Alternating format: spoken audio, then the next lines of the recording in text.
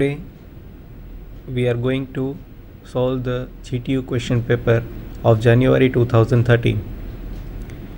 I am Hardik Maru, giving the solution for GTU paper of Engineering Physics of January 2013. First of all, let us go through questions which are asked in January 2013. Let us move towards the first slide, which represents a question with its marking. Here, in this question, the question was asked from nanophysics, that is Sol-Gel technique. Question 1. Explain the Sol-Gel technique for synthesis of nanomaterials. Why this method is widely used? This question was asked for 3 marks. So let us solve the question and what is the proportion of this question. Let us know what is the proportion of this question which was asked during January 2013. In this chemical procedure, the sol, that is the solution, Sol-Gel, that means in sol means solution, gradually evolves towards the formation of gel-like diphasic system containing both a liquid phase and solid phase. In this technique, nitrates or carbonates are taken as precursors which are dissolved in deionized water. Nitrates and carbonates are basically added as precursors in deionized water. After that, the solution is kept at a suitable temperature and some amount of gelling agents are added to it. The gelling agents are thus added so that the viscosity, temperature and pH of that solution are controlled in this technique. Next point, the known material in this, the nanomaterial in this form of thin film coating are made by this technique. Basically, thin films are made by Sol-Gel techniques. For thin film coating, substrates like copper, nickel or glass, this type of crystals and non-crystals are taken and dipped in the solution before gel formation of the solution. Finally, annealing has to be done to get thin film. Annealing means a treatment of temperature through which a thin film coating is done. Now, this is the point which you should describe in the paper, that why this Sol-Gel technique is mostly used. First, material like ceramics and metals can be produced at ultra low temperatures.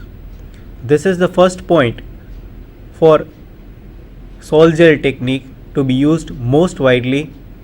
Second, any type of materials can be synthesized in large quantity at a low cost. So this is the second point for which Sol-Gel technique is mostly used to synthesize nanomaterial. The third point in this solution would be extremely homogeneous alloys and composites can be produced. Fourth point, you can get high purity, that is 99.99% in synthesizing this material, which can be obtained by Sol-Gel technique. Microstructures and physical, chemical and mechanical properties of the final products can be controlled in this Sol-Gel technique. Sixth point, co-synthesis of 2 or more materials are simultaneously possible in this technique. So this was the most widely used synthesis method for nanomaterials. Let us move towards the next question which was asked during this paper, and let us get the solution for that. The question which was asked was, define these 4 points: population inversion, second, stimulated emission, third, lifetime, and fourth, metastable state. This question was asked from the chapter called laser, that is light amplification by stimulated emission of radiation.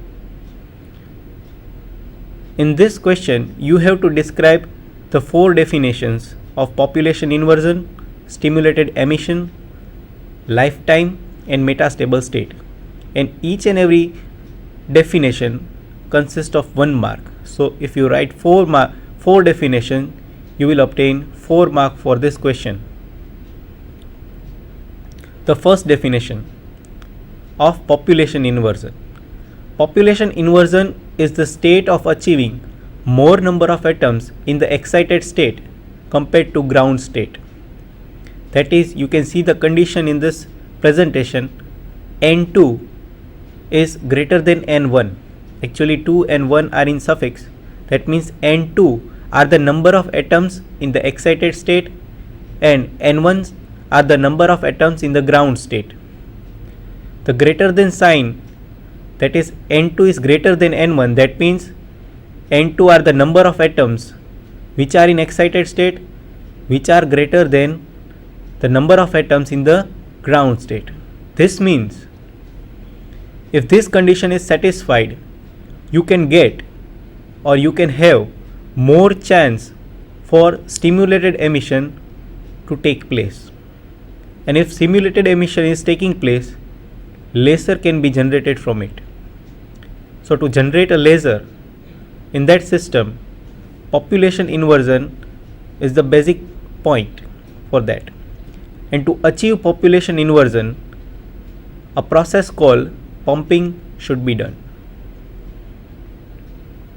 Second definition, it is the process in which there is an emission of photon whenever an atom transits from a higher energy state to lower energy state under the influence of an external agency. This is the definition of stimulated emission. Stimulated emission is responsible for the production of laser.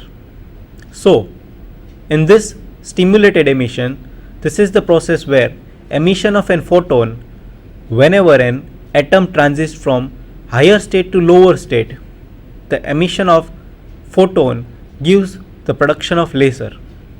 That means this emission from higher energy state to lower energy state can be only done under the influence of an external agency. That is, the external agency could be induced photon. Induced photon means light. You can also say that you have to just expose the light on that material and the atom in higher energy state will travel towards lower energy state. The third definition is lifetime. Let us define that the limited time for which a particle or an atom remains in an excited state is known as lifetime. This lifetime is about a nanosecond. That means lifetime means a limited time for which a particle or atoms remains in an excited state is known as lifetime for that atom or for that particle, and the lifetime is of nanosecond. So you have to define this for this question. This is the fourth definition of laser, that is metastable state. The energy level in an atomic system where the lifetime of an atom is very large, that is of the order of 10 raised to minus 3 to 10 raised to minus 2 second. This property helps in achieving the population inversion, and you know that population inversion is needed for the production of laser. So metastable state is the state between higher energy state and lower energy state where the lifetime of an atom or an particle is very large, that is of the order of 10 raised to minus 3 to 10 raised to minus 2 seconds. So these are the four definitions which can be asked for 4 marks, 1 mark for each. Let us move towards the next question. Ultrasonic. Advantages and disadvantages of ultrasonic inspection method. This question was asked from the chapter of ultrasonic. The advantages and disadvantages or limitations are asked in 3 marks or 4 marks. You have to write 4 points for each and every advantage and disadvantage. In advantages, the first advantage is it is more accurate than radiography method. That means by using ultrasonic waves or by passing ultrasonic waves through a specimen or a material, you can just detect or measure the defect present inside the material more accurately while passing X-rays, that is radio waves. So in comparison to radio waves or radiography method, ultrasonic inspection method is more useful. That is the first advantage of ultrasonic inspection method. Second, it is very cheap and it has a high speed of operation. This is the second point of an advantage of ultrasonic inspection method. Due to high speed of operation, you can measure the defect inside the material, or if the material is very large, then also you can measure in very short time. The third point, large size specimen can be inspected in very short duration. That means in very short duration, large size specimen can be detected by using ultrasonic inspection method. Fourth point, location, nature and size of a defect can be accurately determined. That means if you want to know the location, the nature and the size of the defect, you can easily as well as you can accurately measure that with the help of ultrasonic inspection method. So these are the 4 points which can be asked. Disadvantages: no permanent record of the flow can be obtained and it can be only observed on the screen. That means no permanent record can be obtained for ultrasonic inspection method. The second thing is only skilled and well-trained technicians can perform this technique. And the third point, parts that are very rough, irregular in shape or not homogeneous are difficult to inspect. So this is one of the limitation or a disadvantage of this technique to measure the defect present inside the material. So you need to write at least 4 points for advantages and disadvantages of ultrasonic inspection method. It could be asked in 3 to 4 marks. Let us move towards the next question, which was asked during this examination of January 2013. Superconductivity. Explain the types of superconductors on the basis of its behavior with applied magnetic field. I repeat, explain the types of superconductors on the basis of its behavior with applied magnetic field. This question was asked in 5 marks. So definitely you have to give the answer in a proper manner with the needed diagram. So in this question, it could be also asked that explain type 1 and type 2 superconductors. But it is asked in a manner that explain the types of superconductors on the basis of its behavior with applied magnetic field. So let us move towards this answer. What should be the proportion of the answer? First point of this question is, based on the behavior of superconducting materials in an applied magnetic field. That means when you apply the magnetic field, the superconductors behaves in a particular manner. The superconductors can be classified into 2 types on the basis of applying magnetic field, that is applied magnetic field. You can see that in a red form, type 1 and type 2 superconductors.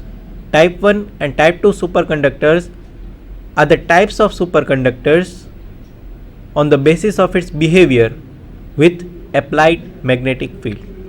Let us move towards the next point. Type 1 superconductors.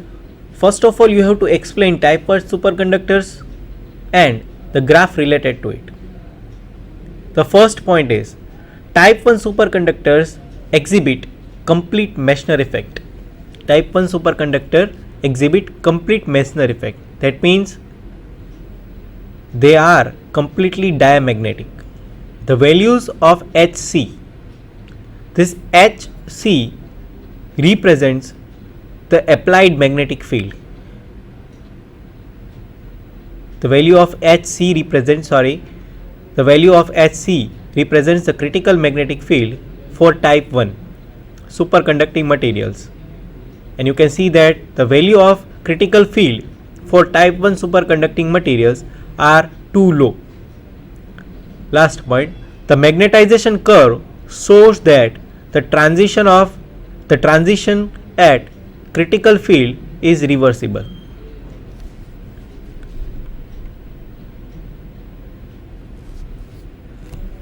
To know this type 1 superconductor, you have to draw a particular graph for that. Let us see that graph in this. You can just observe the graph. On this x-axis there is applied magnetic field. You have to draw this particular graph when you are explaining type 1, and after that you have to explain type 2. This type of graph for type 2 will be also there. So you have to draw that graph for 5 marks. Applied magnetic field on x-axis as well as on y-axis magnetization. You can see the curve. Here this point represents the critical magnetic field. You can see that from this 0 point of this graph or the origin of this graph, the value of critical field is very low for type 1 superconductors. That means above this critical field, or the value above this critical field of the applied magnetic field, the material will behave as a normal state. That means material will be in normal state above this